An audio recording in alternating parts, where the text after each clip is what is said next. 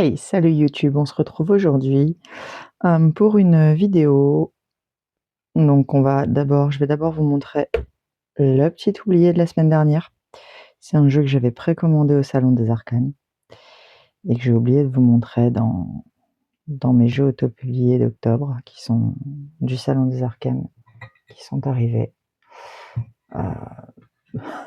Voilà, il est génial, mais ça m'a pas empêché de l'oublier. Et ensuite, je vous parlerai des livres de Mathorine, notamment le dernier qui est paru il y a quelque temps déjà sur le pouvoir du tarot.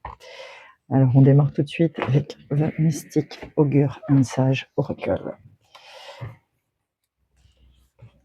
Donc, c'est de la même personne qui a fait The Sacred Bee Tarot. C'est une très très belle boîte de Kelly Burton. C'est un oracle de 68 cartes. Il arrive dans ce superbe coffret. Et on a un petit guidebook. Dans le guidebook, vous avez une description du jeu, quelques tirages, également comment vous en servir, et puis ensuite tout en noir et blanc, vous aurez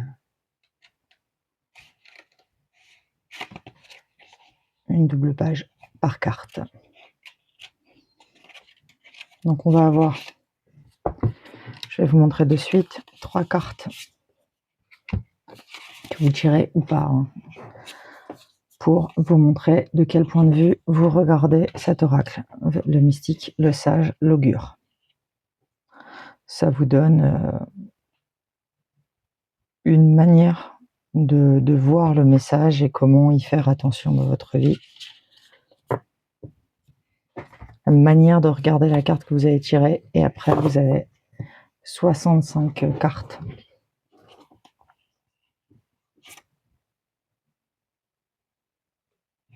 On est sur du collage avec peut-être un peu de dessin également. Le dos de deck, les tranches sont cuivrées.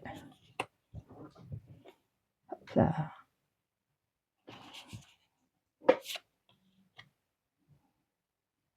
Et à chaque fois, ça donne un point de vue très très très intéressant. Donc la dernière fois que j'ai regardé, il était toujours disponible. Je crois que Nico en a fait une présentation là il y a quelques jours.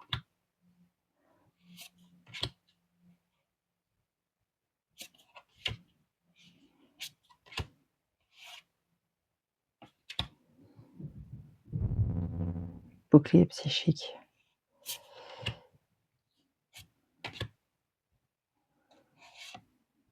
Rite de passage.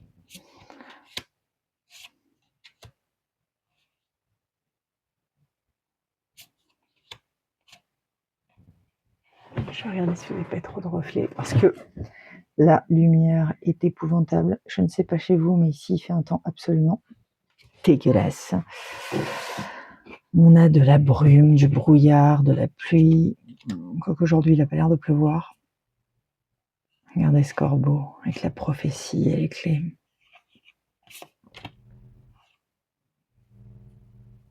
La saison des changements.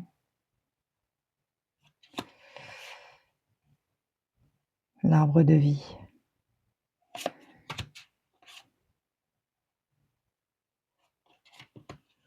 J'ai été bluffée par les tirages que lui et moi on a fait ensemble. Les expériences mystiques.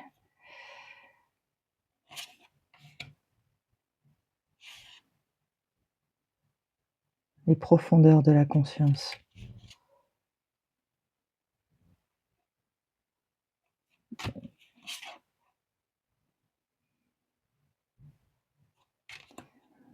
Voyez cette superposition des images comme ça. Le faucon de Freya. Donc on a quelques divinités, on est appelé à différentes cultures aussi dedans. Mais j'aime beaucoup le point de vue, le livret est certes petit, mais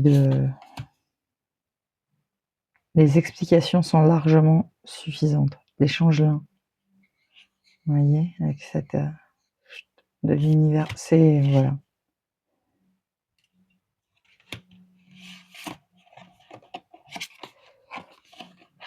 Les ancêtres. Elle est magnifique, cette carte. Cette saison 1. Le guérisseur avec cette lumière solaire.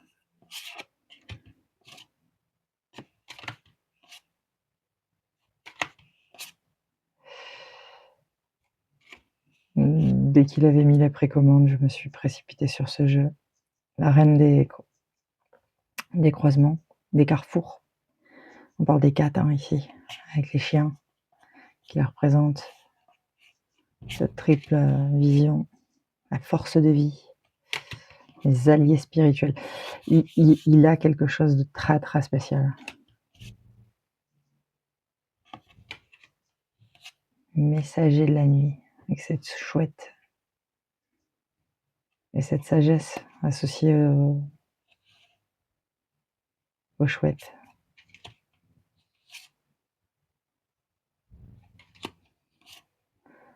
Qu'elle va chercher cette sagesse partout, donc dans les différentes cultures. Ça peut gêner certains. Moi, j'aime son côté archétypal, ce qu'on va trouver là-dedans.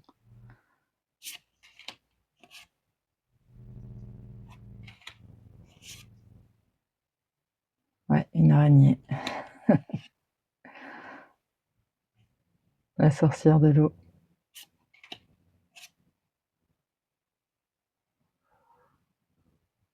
Pratiquer la patience. L'autre monde, vous voyez. Elle remet les champignons, elle remet les...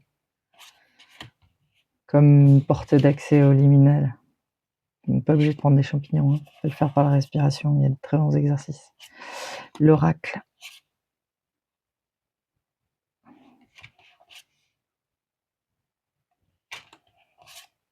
Ah, celle-là je l'ai eue, la porte du géant. Et Chiron, l'enseignant. Un des récipients par lequel on se projette. Voilà, donc ça c'était le Mystic Augure and Sage Oracle. Alors j'ai pas ces tarots. Il y avait les précommandes également des tarots. Ils sont magnifiques et j'avais ce qu'il me fallait. C'est vraiment Storac qui m'a fait craquer à ce moment-là. Et je suis ravie. Quand je l'ai reçu, je l'ai trouvé encore plus beau que sur les images que j'avais pu voir. Voilà, très beau coffret.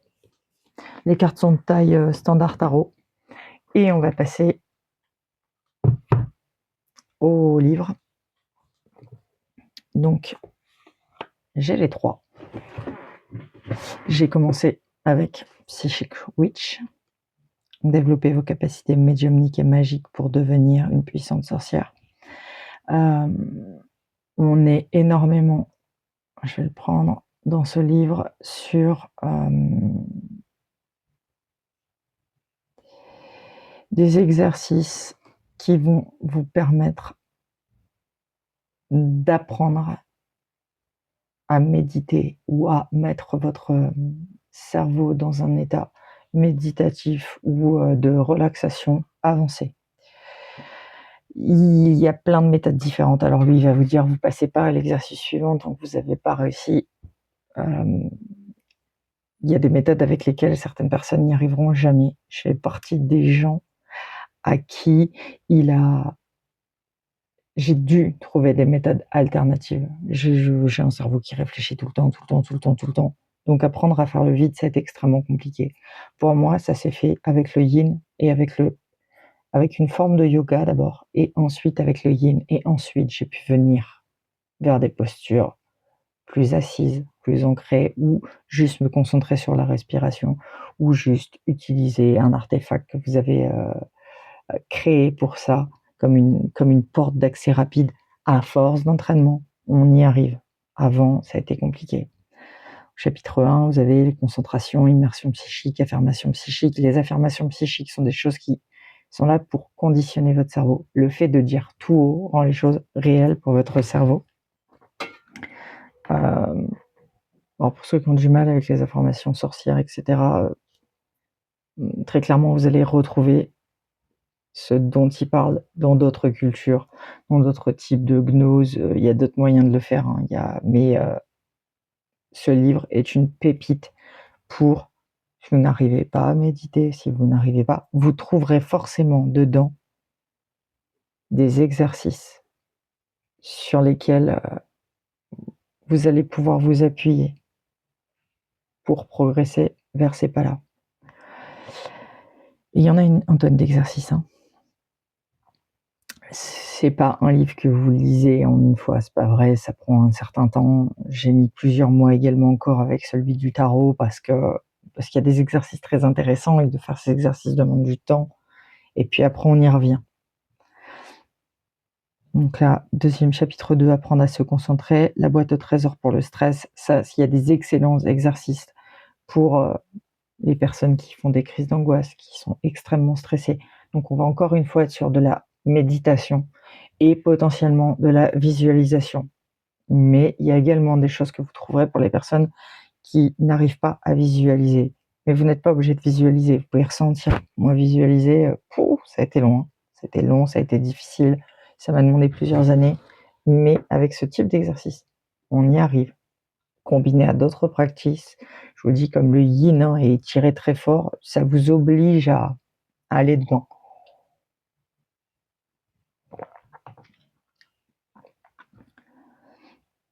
La respiration carrée élémentaire, qui est très redoutable pour se concentrer, respiration solaire, respiration lunaire. Donc là, vous allez avoir différents types de respiration que vous retrouvez dans des techniques de yoga, mais pas que. Les manières de s'ancrer, d'augmenter l'énergie, d'où vous la puisez, la création d'un circuit énergétique, le centrage. Lui, il appelle ça l'alpha. C'est presque un état méditatif, entrer en alpha, hein. Donc il y a différentes manières de le faire. Il n'y a pas que cette méthode-là. Cette méthode-là, il m'a fallu très très longtemps pour pouvoir le faire comme ça, mais ça fonctionne. Il y a des moyens, il y a d'autres moyens pour ceux qui n'y arrivent pas. Voilà, sortir, nettoyage du psychique, rappeler votre énergie. Il y a des choses très très très importantes dedans. Si vous voulez aller par là, je dirais que d'ailleurs, si vous vous intéressez à la sorcellerie, les exercices qui sont donnés là-dedans sont la base, hein, derrière tout le folklore et toute la... C'est là par là qu'il faut... voilà. Sortilège pour réveiller vos capacités psychiques. On a également un sortilège que vous pouvez faire régulièrement et tous les mois à la pleine lune. Donc mettre de l'eau de lune, la boire, décréter que ça vous aide à mieux écouter votre intuition. Voilà, donc là vous avez tout un tas d'exercices dedans. Alors, purification, débarrasser un lieu des énergies lourdes, protection et bouclier. Donc vous avez l'exercice, voilà, de protection également, de bouclier.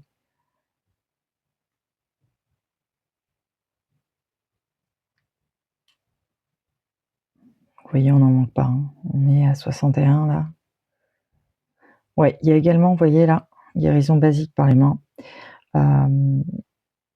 L'alignement des âmes et du faux sorcier, donc les 3 chaudrons.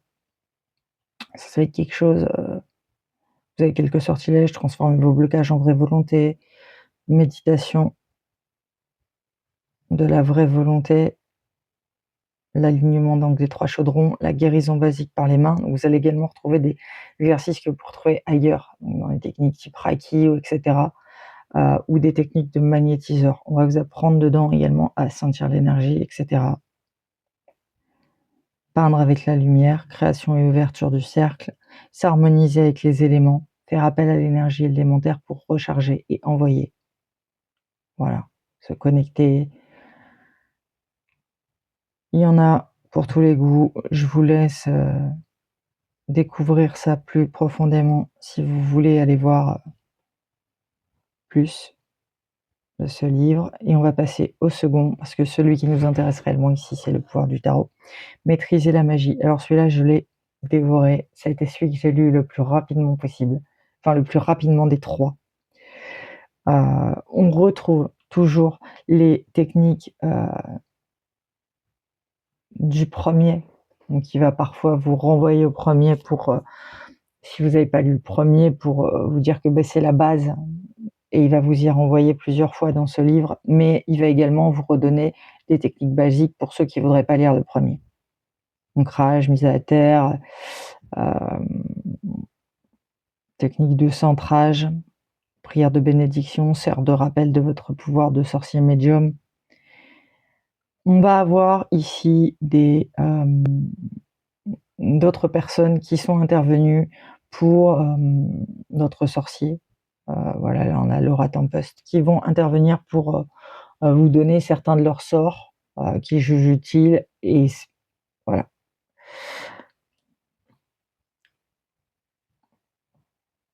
Chapitre 2, comprendre le savoir magique. Donc, magie magique pour être à l'écoute de votre intuition. Le souffle coloré, une méthode simple pour entrer en alpha, par exemple pour ceux qui n'arrivent pas en décomptant, puisque la première méthode c'est littéralement de décompter. Là on peut le faire autrement. On peut le faire également, vous voyez, il vous donne d'autres méthodes qu'on ne va pas forcément avoir dans le premier, grâce au pendule, la méthode de la piscine, la méthode de l'appui sur le soleil, collier de la clé de la lune. Alors ça c'est un collier que j'ai fait, c'est quelque chose qui vous permet, quand vous le portez, d'entrer en alpha plus rapidement. À force d'avoir conditionné votre cerveau, ça va être plus rapide.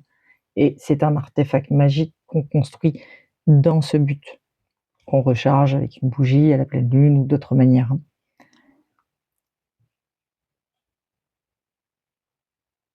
Donc là, on a des méthodes pour purifier et charger un jeu de tarot, pour ceux que ça intéresse. Vérification des sorts par la divination. Donc chapitre 3, approcher les mystères, voyager vers l'arbre monde. Donc ça, vous le retrouvez pas mal dans le chamanisme.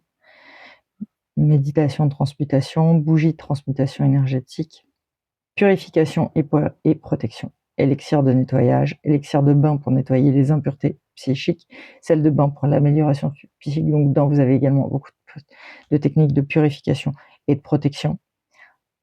C'est ce qui est beaucoup utilisé en sorcellerie. Donc là, vous allez retrouver des classiques, sorte de bouteille du mauvais œil,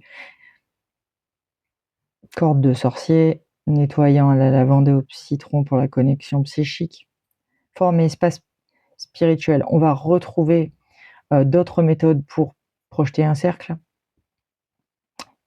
Ça, il y en a plein. C'est à chacune la vôtre, à chacun de choisir ce qui lui contient le mieux, selon ce qui lui convient le mieux, selon la manière dont il parvient à visualiser ce cercle. Je sais qu'au départ, moi, j'utilisais dans mes cercles mes anciennes ceintures de judo. J'arrivais pas à maintenir ma visualisation et ça m'aidait à sentir le cercle, à le contenir. Voilà. Je les utilise plus, mais ça a été quelque chose que j'ai utilisé longtemps. J'avais besoin de le voir physiquement pour pouvoir m'y rattacher. Et voilà, maintenant j'en ai plus besoin. Donc, forme et espace. Donc là, on a différents triangles de manifestation. Ça, c'est très, très intéressant. Pyramide d'amplification. Créer un espace sacré tridimensionnel. Bloquer un esprit harceleur. Donc, dans cette partie, vous avez des choses concrètes pour vous protéger et éventuellement vous défendre. Si je dirais qu'il y a d'autres livres pour ça qui sont basés que sur ça. Outils interne-externe. Premier voyage dans votre temple intérieur. Le voyage du feu. Donc là, on vous fait faire le voyage avec tous les éléments. Synchronisation avec le soleil, la lune et les saisons. Donc sortilège pour ouvrir votre troisième œil. Voilà, il y en a pour tous les goûts. Je vais passer un peu plus rapidement pour arriver à celui du tarot. Bon, vous avez compris le système.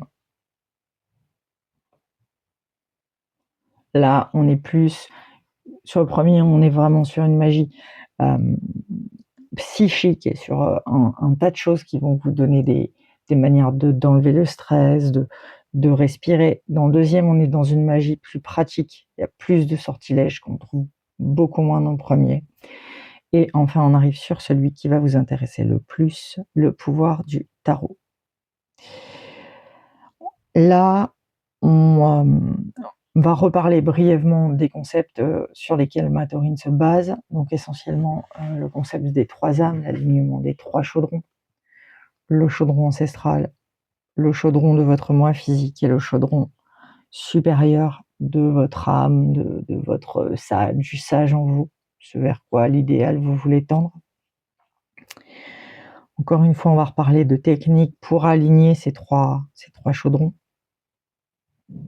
Ensuite, on va être sur des choses, encore une fois, dans le ressenti. On n'est pas sur un apprentissage de qu'est-ce qu'est cette carte au sens... Non, tout va se passer dans la création de votre temple intérieur pour lire, tirer les cartes, etc. On n'oublie pas que c'est un sorcier, donc il va beaucoup vous parler de son intuition, de son temple intérieur, de l'espace sûr qu'il a créé. Donc ça va être appris au fur et à mesure, hein.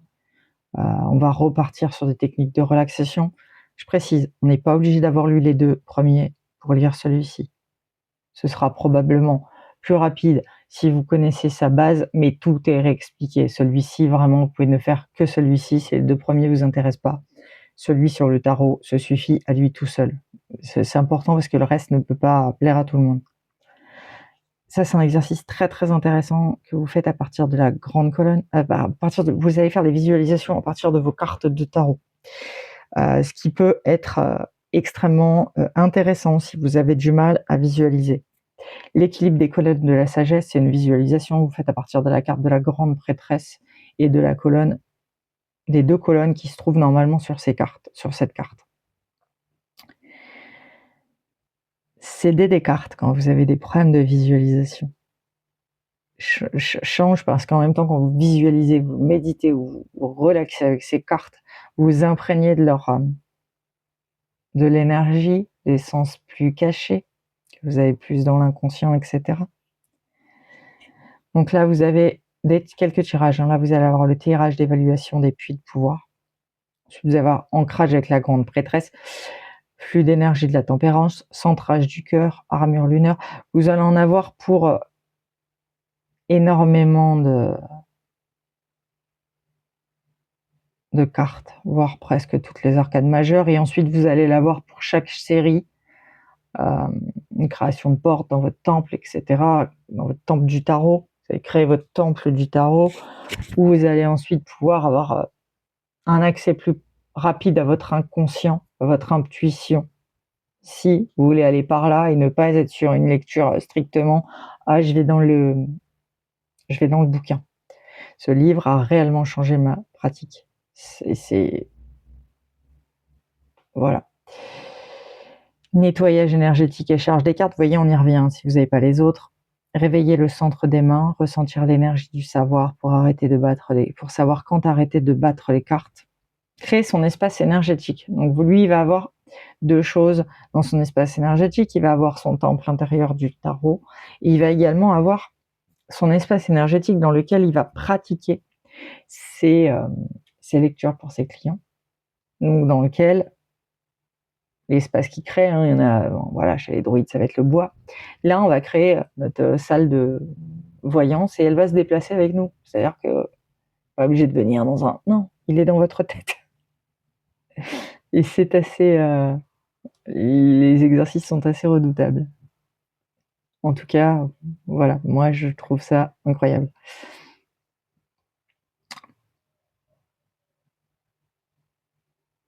Travailler avec le tarot, le journal de tarot, les tirages quotidiens, les explorations comparatives, il y en a pour vraiment, vraiment tous les goûts. Écriture automatique avec le tarot, se connecter avec son pendule pour ceux qui aiment utiliser les pendules. Bon, moi c'est pas mon délire le pendule. En tout cas, c'est pas une méthode qui me convient. J'ai essayé, j'ai vraiment une base avec les cartes. Tirage d'affirmation psychique. Voyagez dans votre temple intérieur du tarot. Et voilà, là on va voir la chambre, des pentacles, des épées, des bâtons, des coupes. Et la chambre des arcanes majeures. Explorer une carte, tirage du temple intérieur. Profitez de la sagesse des chambres. Ça c'est pareil, si vous aimez, si vous êtes prêt aussi à aller par là, hein, parce que je sais que ça va pas, c'est pas quelque chose qui peut convenir à tout le monde, et si c'est pas ok pour vous, il n'y a pas de problème. On reste que dans le domaine de la croyance. Si les techniques méditatives de projection, toutes ces choses vous aident à avoir accès à votre intuition, ces exercices sont redoutables. Rencontrer votre guide spirituel du tarot, ça vous donne des bases pour le faire en sécurité, pour savoir ce que vous faites, travailler avec votre guide. Encore une fois, un tirage spécial pour communiquer avec votre guide. Comprendre votre carte de naissance du tarot, analyser la carte de votre année à venir. Donc là, c'est des choses que vous pouvez retrouver dans d'autres livres. Carte de naissance, etc. On le retrouve notamment dans le tarot cosmique, dans le relatif tarot, on a aussi pas mal là-dessus. Là, vous l'avez également. L'incubation des rêves avec votre guide spirituel du tarot. Attirer les bonnes personnes, renforcer la présence de votre guide spirituel. Connaître son style d'apprentissage psychique. Ça, c'est très intéressant parce que dans cette partie-là, vous allez apprendre, par exemple, toi, tu préfères sentir. Tu sens plutôt que tu vois. Tu vois plutôt que tu sens. Tu as l'odeur. Pour certains, c'est un ressenti physique. Pour certains, c'est une odeur. Pour d'autres, c'est un goût. Alors, évidemment qu'avec le temps, vous allez pouvoir développer plusieurs techniques et que ça va affiner. Mais vous aurez toujours un style d'apprentissage psychique préféré, par lequel ce sera toujours votre manière préférée de retenir, ou la manière la plus simple pour vous. Ça, ce sont des choses très intéressantes. Observer son imagination sensorielle. Vous voyez, par quel sens tu ressens ou tu vois. Donc là, après, on vous donne des exercices pour développer les sens avec lesquels vous avez parfois moins d'affinité. Oh, alors... Reviens.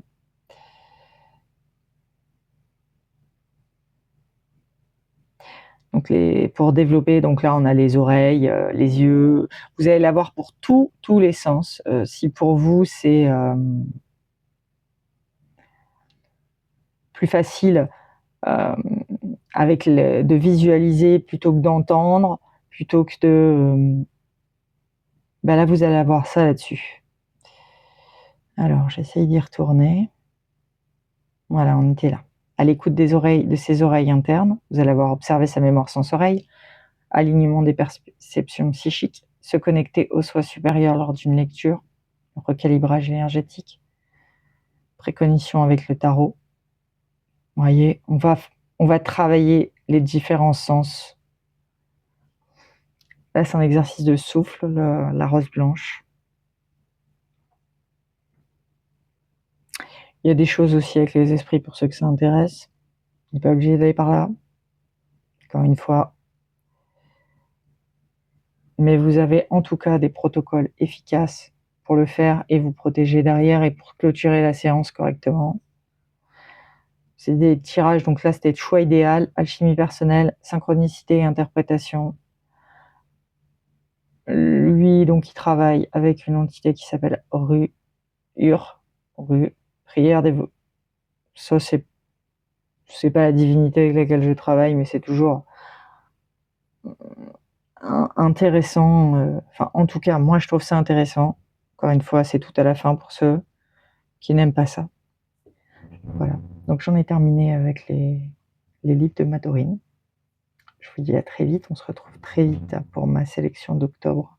Également pour ma sélection de novembre, les entrées sorties de ma cartothèque. Et je vais également vous présenter très très rapidement un livre qui est rentré, que je vais chercher partout. Voilà, vous découvrirez ça dans ma prochaine vidéo. Je vous dis à très vite. Et très bon week-end à vous.